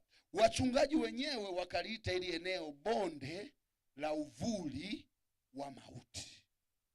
Jamani, Biblia tamu sio tamu? Bwana asifiwe. Bonde la uvuli wa mauti, maana hapa panahitaji umakini. Hivyo kwa sababu kondoo walikuwa wengi wanasukumana, kijiji kikatafuta kadhi wa mji, kiongozi wa mji ambaye alikuwa anakaa kwenye hili bonde la uvuli wa mauti. Unaanza, moto wa lumbe, pitisha kondoo wako, unapitisha. Fulani, pitisha kondoo wako, ili kusimamia utaratibu. Lakini pia kwa sababu kulikuwa na adhabu ya anayeangusha kondoo, walitokea wakizomeana kwenye hili eneo. Huyo anaangusha huyo. Kwa hiyo kadhi alikuwa kuwa discipline ili wasizomeane. Na hapa mchungaji badala ya kutangulia mbele alikuwa anarudi kwa nyuma, anasema, Juma njoo huku, maana anawajua wote kwa majina. Wewe njoo, Esther utadondoka, njoo huku, njoo taratibu. Anawaongoza ili wavuke salama kwenye bonde la uvuli wa mauti. Hapa simba wanapotaka kuvamia kondoo, kazi ya gongo na kombeo, hasa kazi ya gongo. Mchungaji anampiga mmoja, akimpiga anamchukua kwa ile fimbo iliyokaa hivi, anamrusha. Ndio maana anasema, gongo lako na fimbo yako vyani fariji. Hapa kwenye bonde la uvuli wa mauti, mchungaji asipokuwa na gongo na fimbo, kondoo watakufa. Na hapa sasa unapovusha, watu wenzako wanaanza huyo, wanakuzomea. Ndugu yangu katika imani, dunia yetu ni bonde la uvuli wa mauti. Kuna shida, kuna vifo, kuna magonjwa, kuna kuachwa. Ndugu zetu wa karibu wanafariki, upendo wengi unapoa. Leo sitashangaa nikiambiwa mtoto aongei na baba yake. Sitashangaa kusikia mama na baba hawaongei. Watu wamekuwa na chuki, watoto hawana adabu. Wamesomeshwa na wazazi, wameenda mjini, hawataki kuhudumia wazazi wao, hawataki kujengea wazazi wao. Dunia yetu ni bonde la uvuli wa mauti. Tunaishi kwenye nyakati ambazo wazazi hawataki hata watoto wao waolewe na watu fulani, wanawabagua. Huyu usiolewe naye. Hivi wewe mama, unaolewa wewe au mtoto wako? Au wewe ndio unataka uolewe? Bonde la uvuli wa mauti ndani ya kanisa, watu hawapendani, uchawi na ushirikina vimetawala. Lakini walio na Yesu katika hii dunia mbaya yenye bonde la uvuli wa mauti, tutavuka salama. Gongo la mchungaji lilikuwa refu na fimbo ndefu, gongo fupi. Na hapa inamaanisha ya kwamba ili gongo la mchungaji ndiyo msalaba wa Yesu. Kupitia msalaba wa Yesu tutavuka salama. Mimi nilikuwa mwalimu wa government kwa miaka zaidi ya 10 nikifundisha somo la historia na Kiswahili. Sasa shule niliyopangiwa ni kijijini sana. Kule kijijini pangiwa kazi, misiba ilikuwa ishi. Leo mwana kijiji amekufa, kesho mwana kijiji amekufa, kesho kutu mwana kijiji amekufa. Siku moja tukaitwa na mwenyekiti wa kijiji, jamani njoo tujadili kuhusu hivi vifo vinatokana na nini. Sasa mimi ni msabato na kuna msabato mwenzangu pale, tulikuwa sabato wa 4. Sasa tujadili kuhusu kifo. Wanamaanisha nini? Wakasema hapana, wanaokufa wanatunzwa, si huku mnaiteje kwa Tanzania wanaita msukule. Mnazika mtu kumbe mmezika mgomba. Na hata juzi nilikuwa nasoma vyombo vya habari, mtu aliyekufa miaka 5 ameonekana anarudi nyumbani anatembea. Wewe gogo tu mtu katika YouTube yako baadaye alionekana amekufa anatembea kule Sumbawanga karibu na Zambia. Ameonekana anatembea. Nyie mnasema wachawi, kule kuna wachawi Tanzania. Sasa kumbe analimisha watoto watu, analimisha kawajaza kwa nyumba yake. Sasa kikao kikakaa. Kikao kilipokaa wakasema jamani, hivi vifo sio vya kawaida. Kuna watu wanaua kwa madawa. Kwa hiyo tumlete mganga, si kama huku ipo mganga wa kutoa watu uchawi. Huku ipo? Huku ipo? Mganga anayetoa watu uchawi. Tuchange pesa. Sasa sisi wa Sabato. Na akasema asiye changa ni mchawi. Na sisi ni wa Sabato. Tulipitia nyakati ngumu. Kidogo tupigwe. Mimi nilifanya uamuzi ambao leo mtanicheka. Niliwaambia wenzangu, jamani sikizeni, tutoe hela. Maana alikuwa anatufukuza kijijini. Tukatoa. Wakamleta mganga wa kienyeji. Huenda nilifanya makosa, usinihukumu. Wakamleta mganga. Huyo mganga anaitwa Ngidira. Ni mwanamke mnene, mrefu, mweusi. Kumbe waganga wa kienyeji nao wanakwaya. Ana kwaya yake, ina magita, anapiga na chikichi, anapiga, alafu wana wimbo wao. Wamezoea kufuga uchawi. Kaja Ngidira, Ngidira ni Yesu, kaja kuwaondoa. Ngidira ni Yesu. Anacheza yule mama na anakwaya, inaimba sauti ya kwanza, ya pili, wakaanza, wakasema ambaye atakataa tusiingie kwenye nyumba yake ni mchawi. Wakaanza kuingia nyumba moja baada nyingine. Kweli walikuwa wanawakamata, wananyoa kipara, wanawaambia tukiwanyoa kipara nywele zikiota ukarudia uchawi unakufa. Ni kweli walikuwa wanawakamata. Sasa akafika kwenye nyumba zetu sisi wa Sabato. Mchungaji wetu akatuita, jamani tumruhusu Ngidira au tusimruhusu? Tukasema tusimruhusu. Baadaye mimi tena nikaambia tumruhusu. Huenda Ngidira akawa ni ubili. Tumruhusu. Pastor, wewe mwinjilisti, mwalimu, jamani tumruhusu. Mwenzangu mmoja akawa na wasiwasi, yani ni vibaya huyu mtu akiingia, yani kiutakatifu, yani itakuwa sio nzuri, yani tutaonekana vibaya yani. Nikamwambia ndugu yangu una wasiwasi gani? Akasema yani basi hamna shida. Ngidira akafika, akaingia kwa huyu mzee wa kanisa anaitwa Ikwabe, mzee wa kanisa. Ngidira alikuwa akiingia anafunga mlango, yeye mwenyewe anaanza kutafuta mauchawi kule. Kwa yake naimba, kijiji kimejaa mara 10 ya ninyi wako nje, wanasubiri mchawi ni nani. Ngidira akaingia kwa yule mwinjilisti. Sisi tuko nje hapa. Dakika ya 3 hajatoka. Dakika ya 6 hajatoka. Dakika ya 10 hajatoka.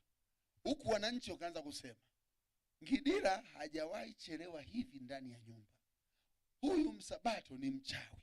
Wakaanza kuimba, Wasabato ni wachawi, Wasabato. Nyimbo zilizozidi nikamuita mwenzangu nikamwambia, bwana wewe ulikuwa mchawi? Mbona huyu mtu kachelewa huku ndani? Naomba niambie ukweli ili tukimbie kabisa kabla hajatoka huyu mtu. Sasa yani mimi niko vizuri yani mimi sio mchawi. Watu kwa naimba Wasabato ni wachawi. Baada ya dakika 20 Ngidira hajatoka. Nusu saa Ngidira hajatoka. Ilipofika nusu saa tukasikia kishindo kama cha Yesu kuja mara ya pili. Kwenye nyumba ya jamaa. Wananchi wakaanza kusema Wasabato ni wachawi, wa Sabato.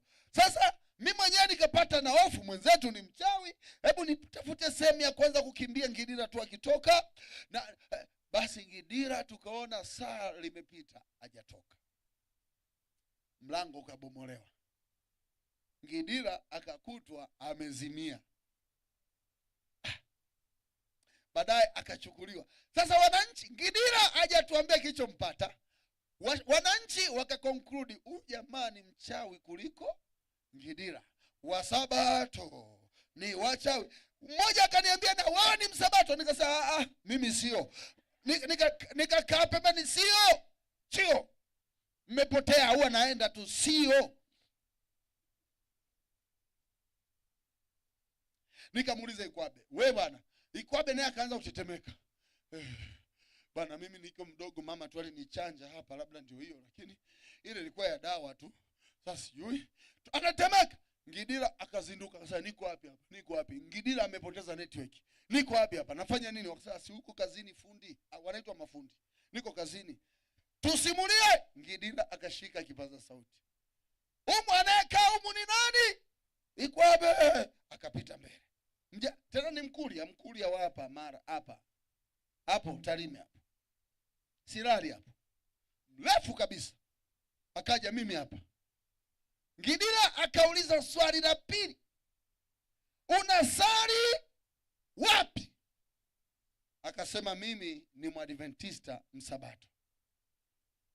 Kumbe Ngidira alipokuwa kule ndani alikutana na lijitu likubwa, likamshika, anatusimulia yeye mwenyewe sasa. Likamlusha kwenye paa, likagonga afu likamwachia chini likamnyanyua tena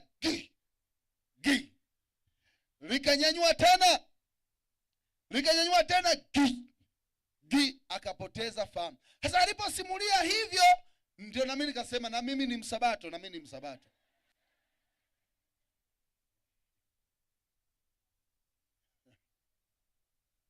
Lakini Ngidira akatangaza nyumba zote za Wasabato msiniingize, hawa sio wachawi. Ingawa kuna michawi Misabato ikaponea momo. Akasema msiniingize nyumba zote za Wasabato, msiniingize, maana hawa sio wachawi, msiniingize. Bwana asifiwe. Eneo lile kanisa likajengwa, Wasabato wakapona. Ngidira akakatisha ziara yake pale akaondoka. Nijapopita katika bonde la uvuli wa mauti, sitaogopa mabaya, msalaba wa Yesu u pamoja nasi. Usiogope wachawi, usiogope wanaokuroga, usiogope magonjwa, usiogope kifo. Msalaba wa Yesu uko pamoja nasi. Paulo alipoliona hili fungu akaandika, sisi sote ni jambo gani litakalotutenga na upendo wa Bwana? Je, ni vifo? Je, ni mauti? Je, ni njaa? Je, ni mavazi? Kisha akasema sisi tunashinda, tena zaidi ya kushinda, katika yeye aliyetupenda. Utavuka salama. Wewe mwenye mgonjwa utavuka salama. Wewe mwenye matatizo utavuka salama. Katika Yesu aliyetupenda utavuka salama. Sasa ninapomalizia, Biblia inasema waandaa meza machoni pa watesi, na kikombe changu kinafurika. Ilikuwa mwisho wa mwezi, wanaangalia nani katumbukiza kondoo wengi. Wanasema fulani na fulani na fulani. Yule mshindi wanaandaa meza, wanaandaa juisi ya matunda mazuri, ya divai nzuri ya mizeituni pale. Alafu wanachinja kondoo, wanamvisha nguo, anakuwa na kikombe kikubwa kama lita moja. Wale waliotumbukiza kondoo, maana ile juisi ilikuwa tamu sana, wanapewa kijiko kimoja cha wali kile kidogo, anawekewa kwenye kikombe. Yaani akilamba tu juisi imefanyeje? Imekwisha. Ila huyu jamaa aliyevusha kondoo hajadondosha, likikombe linafanyeje? Linajazwa. Ndio maana anasema waandaa meza machoni patesi wangu, na kikombe changu kinafurika. Sasa kwa nini ametajwa watesi? Maana hawa ndio alikuwa anamzomea pale kwenye bonde la uvuli wa mauti. Huyo anadondosha kondoo, huyo. Lakini safari hii inabidi wanywe kidogo, mimi wanishuhudie nikinywa. Mama, ongeza. Wanatamani wasa, nyinyi hamna vigezo ni kuvusha kondoo bila kudondosha. Lakini anachinjwa kondoo, na huyu mchungaji aliyevusha kondoo anapewa supu ya mkia. Hiyo ni supu ya heshima. Wale wengine wanapewa meno na hizi kwato na miguu hapa, wanakula huko wamechukia. Jamaa anakula tu minyama. Waandaa meza machoni pa watesi wangu. Jamaa anatafuna tu masupu, anatafuna. Hawa jamaa wanaambiwa tungeni wimbo kuimba kumsifu huyo. Ni hawa waliokuwa nasema huyo anadondosha, huyo avushi, huyo. Na kwa sababu ya sherehe wanazomeana ili mwingine achunge vibaya dondoshe. Lakini hawa watu inabidi watunge wimbo. Miongoni mwa nyimbo zinazotungwa wanaanza, Joni ni shujaa, amevusha kondoo salama, sisi ni wazembe. Wanaimba nyimbo. Nataka niwaambie wale wote wanaokuchukia, wanaokuonea mabaya, watashuhudia mibaraka yako mbele ya macho yao. Wale wanaosema uolewi, wanaosema huwezi kuendesha gari, wanaosema ndoa yako inavunjika, kama inakwenda inavunjika, watashuhudia mbele ya macho yao mkipendana upya.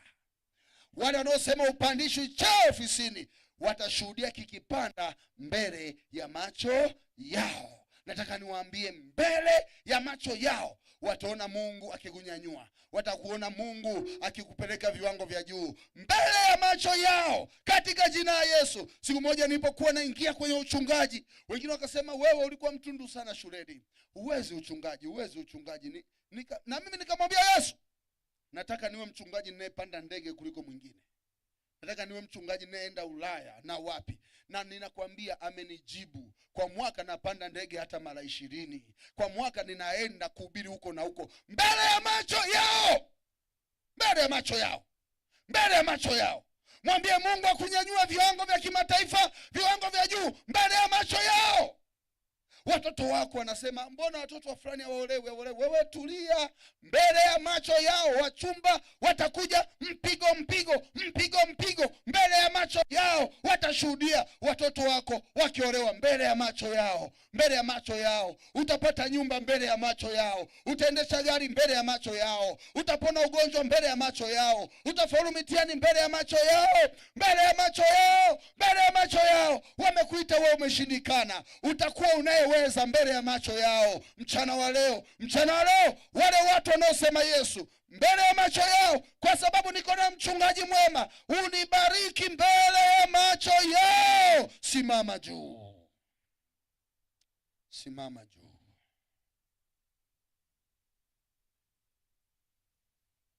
Wachungaji, wazee wa kanisa, njoni hapa.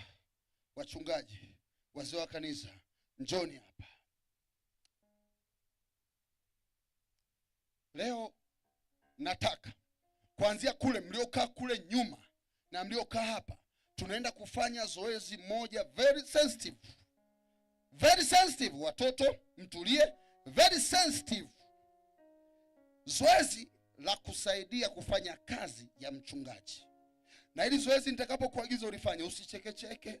Wewe fanya nilicho kuagiza. Utamuuliza jirani yako, umewahi kubatizwa? Akisema hapana, usicheke, unafanya kazi. This is a Jesus business. Utamshika mkono, usimwachie, utamleta hapa mbele. Akiwa tuna miaka 12 kwenda juu, utamuuliza, ndugu yangu, umewahi kubatizwa? Akisema hapana, utamshika, utakuja. Usicheke wala usifanye masiara. Hili ni jambo takatifu. Mtu mmoja kwenye zoezi kama hili alikuwa anacheka mpaka leo anacheka.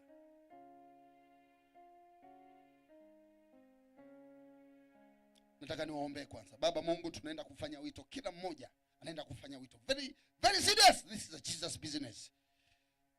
Atakapoongea, Roho Mtakatifu akasindikize sauti yake na huyo mtu akaisikie sauti hiyo, kwa jina la Yesu Kristo, amina.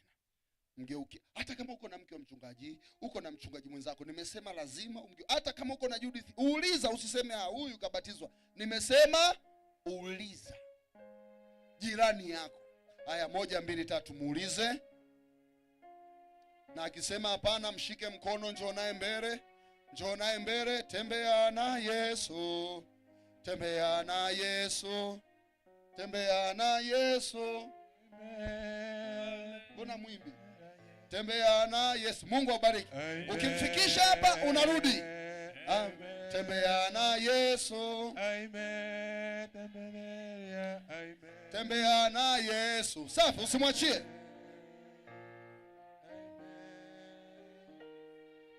Ukifika hapa ndio unamwachia. Tembea na Yesu. Tembea na Yesu. Tembea na Yesu. Makarani wa hili kanisa ni wazembe, huwa siwaonioni hapa. Tembea na Yesu. Tembea na Yesu. Where is church clock? Amen. Tembea na Yesu. Tembea na Yesu. Usimsukume. Miaka 12 kwenda juu. Tembea na, kama hujafikisha usiofu, mwakani utabatizwa. Amen. Tembea na Yesu. Kuna watu makarani wako wapi? Kwani yuko mmoja tu? Nataka hapa pawe na karani, pale na karani. Hebu uliza tena ili swali. Hebu mgeukie jirani yako. Hebu nikuombe tena. Baba Mungu, watoto wako wanakwenda kuita wito, watakapoongea na watoto wako wasikie, maana tunakwenda kufanya ubatizo usio wa kawaida, ubatizo wa kuokolewa katika jina la Yesu Kristo. Amina. 1 2 3, muulize jirani yako. Yaani kuna watu na watazama wafanyi kabisa. You know we are, hebu tulia kwanza. Hebu tulia. Jamani, let's be serious. This is a Jesus business. Hebu tulia kwanza, tulia kidogo. 1 2 3, uliza. Je, umewahi kubatizwa? 1 2 3. Akisema hapana, mshike mkono, njoo naye. Nasikia wito. Nasikia wito. Njoo, sogea. Mbona sogea huko. Uti. Watoto, tulia. Mbona mwimbi wimbo ninyi wanakuwa mnaniangusha? Nasikia mwito.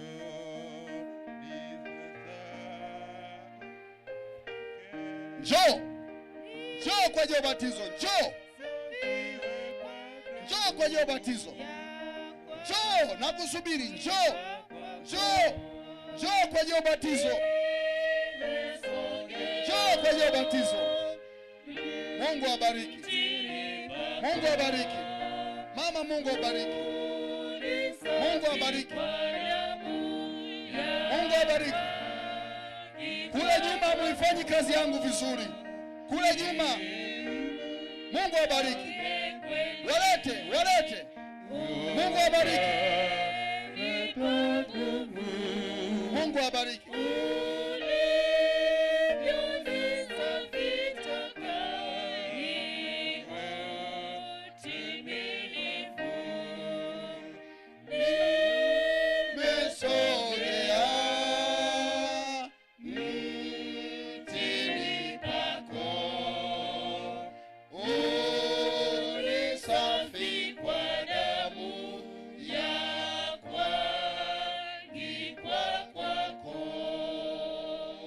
Tulia tena. Kule nyuma kwenye mabati. Hebu isikizeni sauti ya Bwana. Hebu rudia tena lile zoezi. Muulize jirani yako, umewahi kubatizwa? 1 2 3.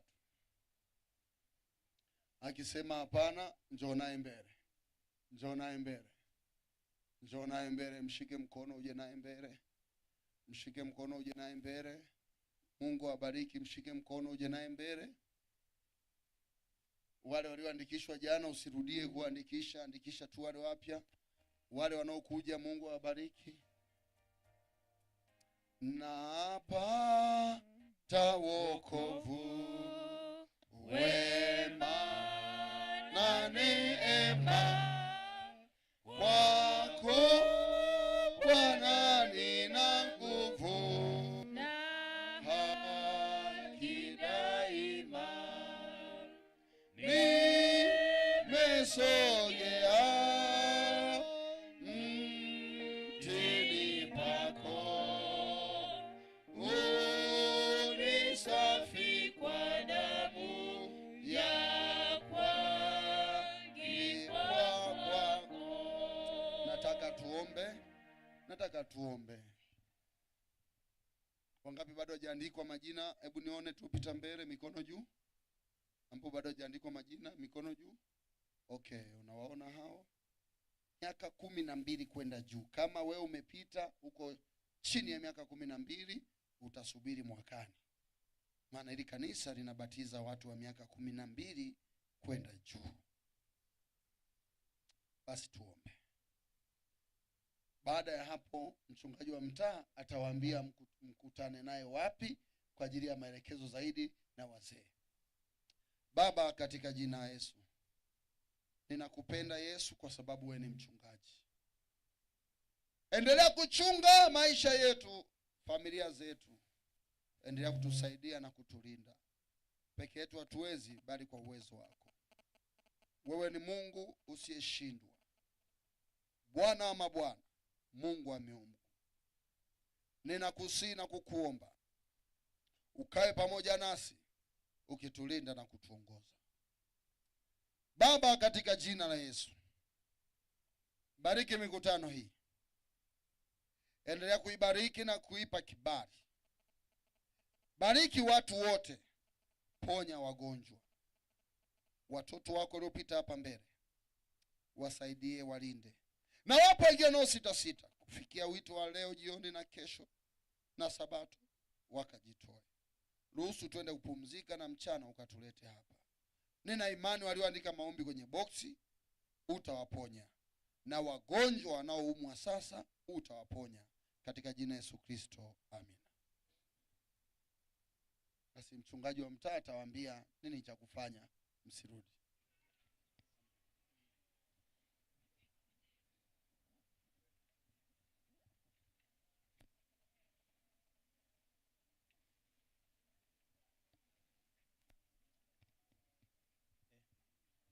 Wote tutaingia hapa nyuma hivi, alafu Sabato kutakuwa na upatiso. Tuendelee kujiandaa.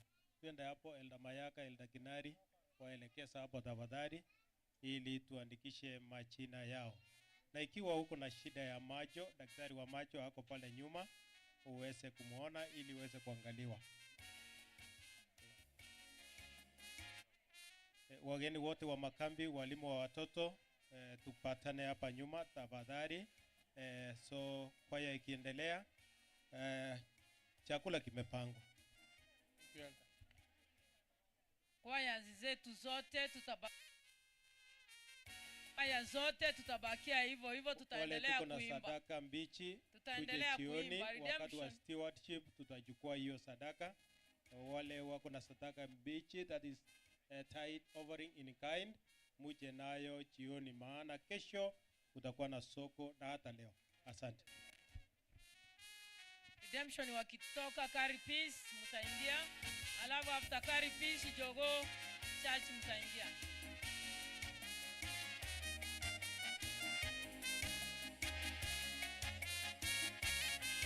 Iruhusu wimbo unapoendelea. Ikiwa we ni elder, tafadhali usije ukatoka, baki kidogo, tutafahamiana. Wewe ni elder, baki kidogo. Penye bustani nzuri, hapo ndipo tutaketi mbele ya kiti cha enzi. Taji zile tutavikwa, zitang'aa kama nyota. Ni furaha ya ajabu kwa walioshinda vita.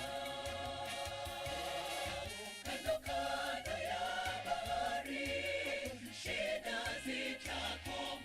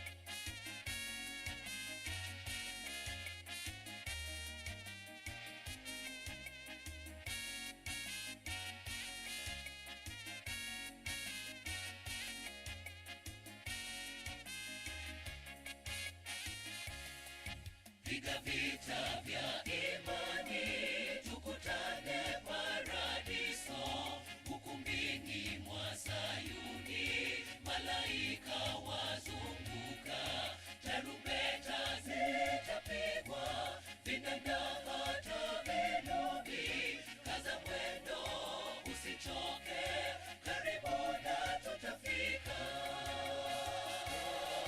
Kando kando ya bahari, shida zitakoma, marafiki walolala watamshwa tena, na tutaagana tena mjini Yerusalem, na machozi yatapanguzwa, ni furaha ya milele.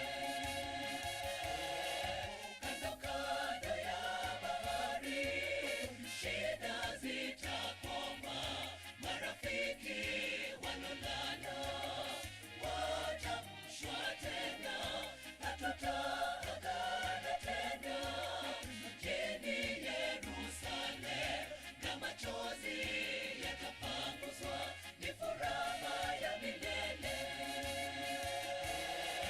Kando kando ya bahari, shida zitakoma, marafiki walolala watamshwa tena, na tutaagana tena mjini Yerusalem, na machozi yatapanguzwa, ni furaha ya milele.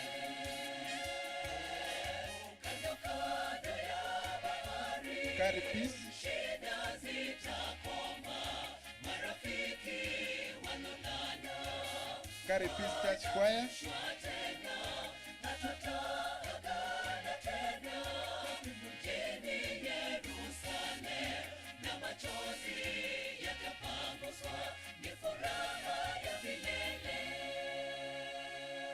Carry Peace wanapoondoka Church Choir, youth ya Carry Peace itakuwa nyuma yao. Tuliwaita lakini jinsi ajira watatoka, wazazi wakimaliza watoto pia wafanye vile.